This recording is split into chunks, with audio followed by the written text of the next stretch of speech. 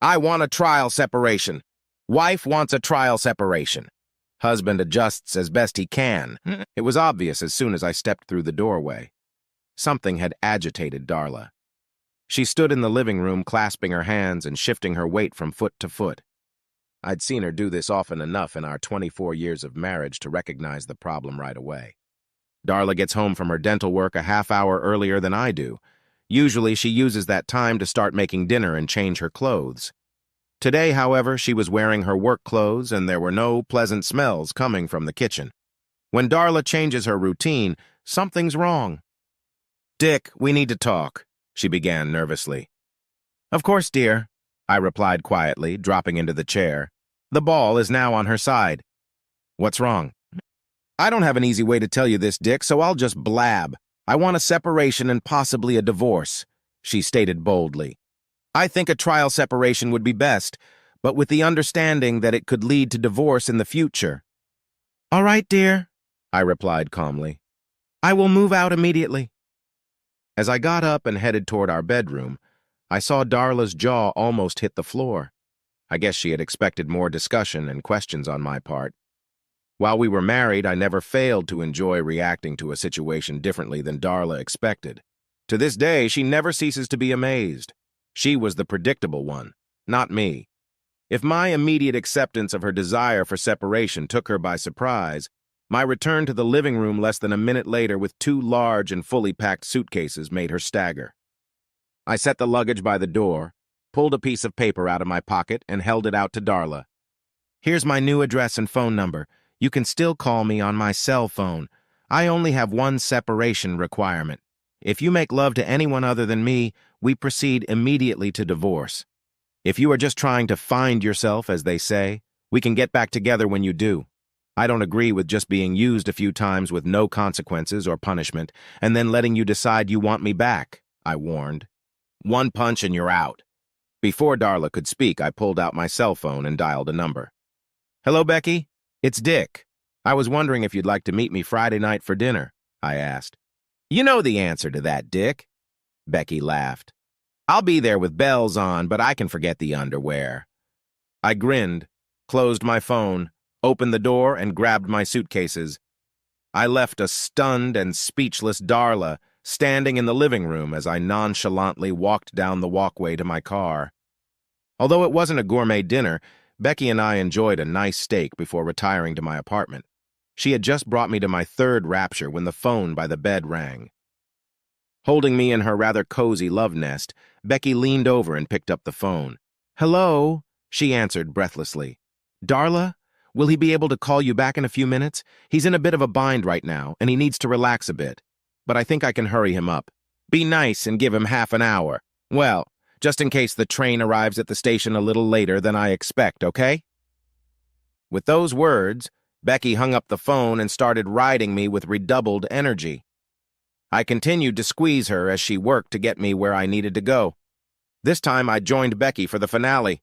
I waited a few minutes for my heartbeat to return to normal and for Becky to rush off me.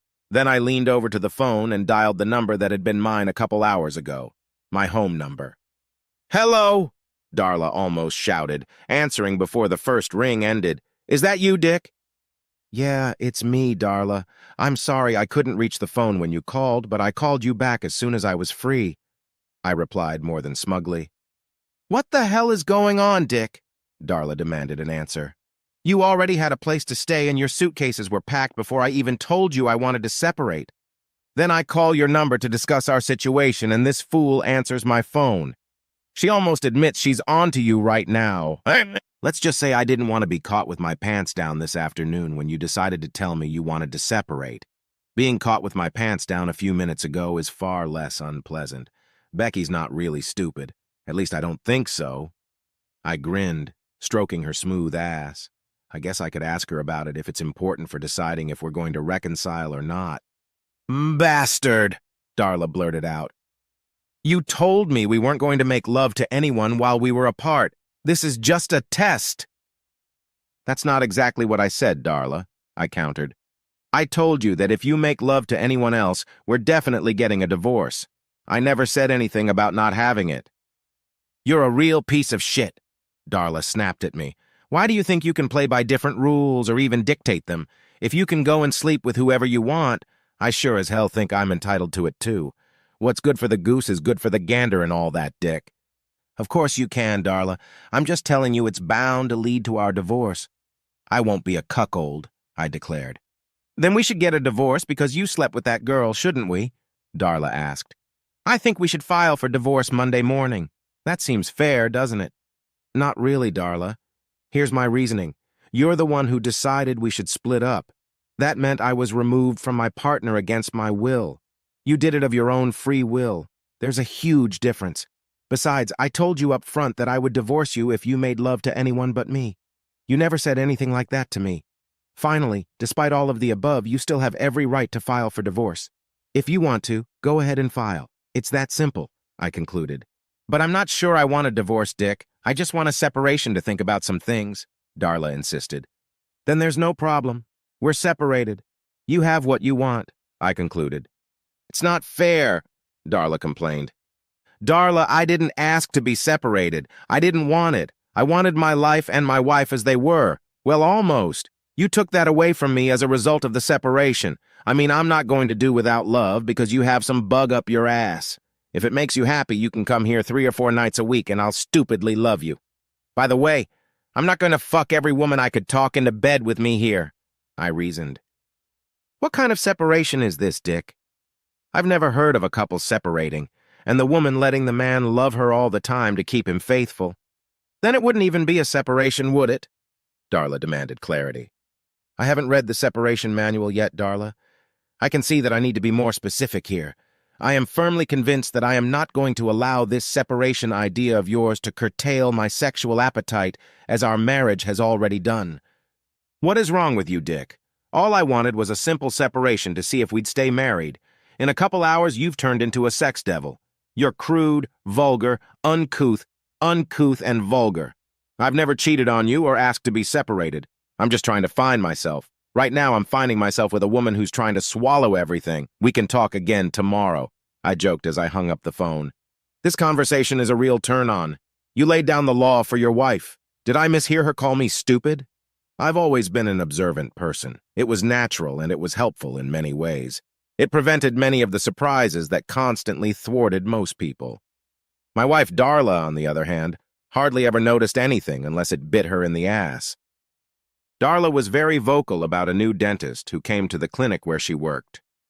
He was in the final stages of a divorce from his wife, who was an unfaithful, cheating wench.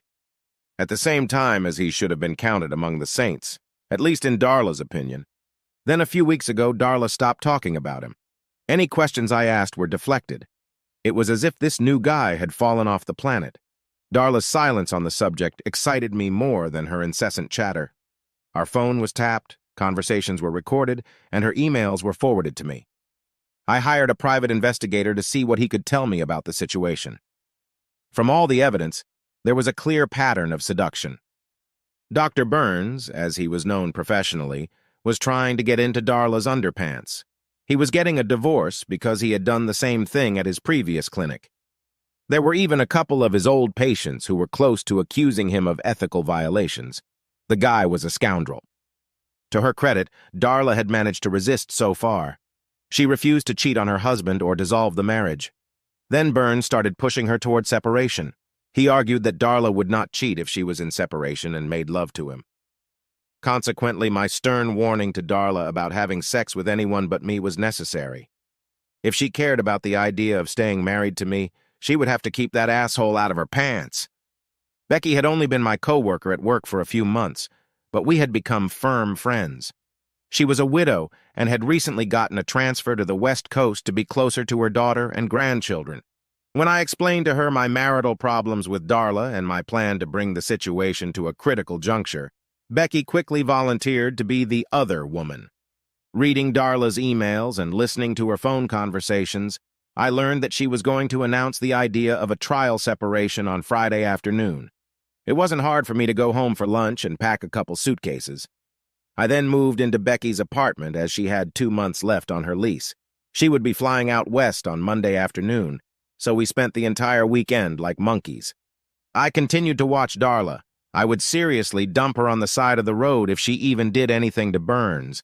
I was a faithful husband and devoted father to our son and daughter. They graduated from a local university and had good jobs in neighboring states. I wasn't going to be a cheater or some kind of womanizer.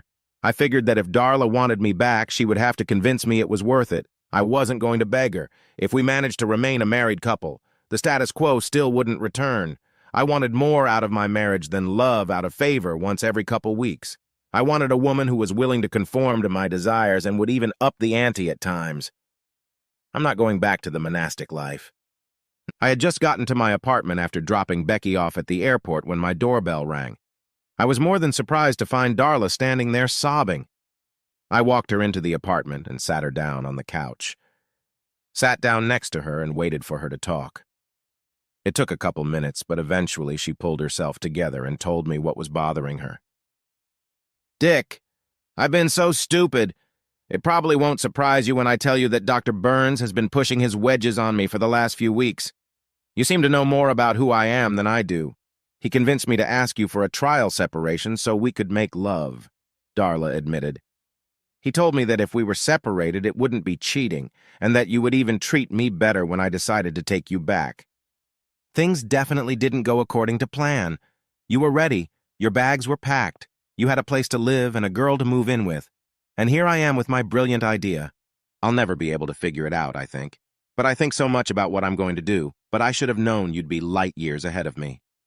When I called you Friday night and this woman answered and almost admitted that you were sleeping with her, I almost died.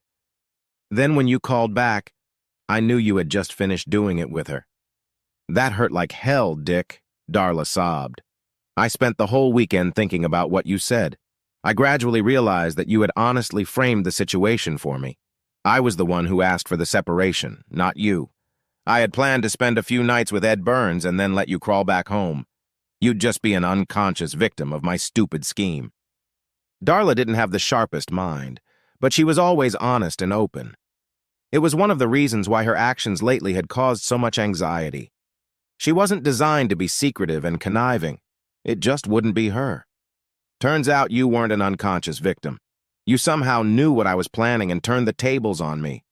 In the blink of an eye, everything changed, and now you were engaging in extramarital games with no guilt or remorse. I would have lost my marriage if I had slept with Ed. Finally, after hours of thinking and more yelling and self-pity, I realized what I was trying to do to you and to us. I even realized your quick and very effective response to my stupid, selfish, and completely undeserved actions. You got me good, Dick, but I deserved it. I decided to tell the good doctor this morning when he came to work that he was out of line, Darla concluded. So you just scolded him and expected me to forget the whole thing, Darla? I asked. Am I supposed to forget that you were willing to risk our marriage over some fucking asshole? That you were willing to put me through hell because some jackass wanted to get in your panties? Darla, you're a beautiful woman. There are plenty of men who would sleep with you in a heartbeat. Now, do I have to worry about you doing it with every man who looks at you kindly? No, Dick. I'm not the one who chased Burns away this morning. When he arrived, there were a couple of cops waiting for him in the parking lot. He was arrested and charged with rape and who knows what else. One of our patients, Mrs. Gunn, claims he molested and raped her while she was under anesthesia. The investigation led a couple of other women to report inappropriate behavior on his part. He got nailed. Darla grinned grimly. That's the piece of shit I risked everything for, Dick. I can't say I'm surprised, Darla. It was pretty obvious to me that he was a wily hound with the scruples of a street cat. Now he's out of sight, and you think I'm going to forget all about it? No, Dick, Darla replied slowly. I was hoping you'd keep your word if you hadn't lied to me. I've never lied to you, Darla, and I always try to keep my word. I just don't know what you're talking about, I replied, confused. You told me that I could come here 3 or 4 nights a week and you would sleep with me. You said it would save you from having to talk other women into sharing your bed, remember? Darla asked. Yes, I now recall saying something like that when you mentioned it, I admitted. I also told you that I would not go back to the way things were. You're going to have to actively participate, not just lie there and let me use your body. That doesn't really appeal to me, especially after I've experienced exciting and pleasurable sex. That's when each partner is trying their best to please the other. I'm sorry if that offends you. I think I know what you mean, Dick. Maybe you can help me learn to be more responsive. Becky was probably, at that moment, flying over Colorado and had no intention of ever coming back. I didn't know any other women who could let me love myself, and I really loved Darla, so the decision was obvious to me. It's a deal, Darla, I vowed. There will be no other women as long as you are my personal wife. I emphasize the word personal. I won't even let you flirt with another man without my express permission. No problem, Dick, Darla squealed. I can't believe you're willing to give up that other woman for me, but I'm so glad you did. You won't regret this decision, Dick. I can't wait to be your little wife and find out what I've had to do with and for you for the past 20-plus years. Oh, here's more proof that I mean it, my dear. With that statement made, Darla reached into her purse, pulled out lip gloss, lube, and whipped cream, and placed it all on the table. Honey, is there a specific order in which you want to use these products? Darla smiled seductively. The end.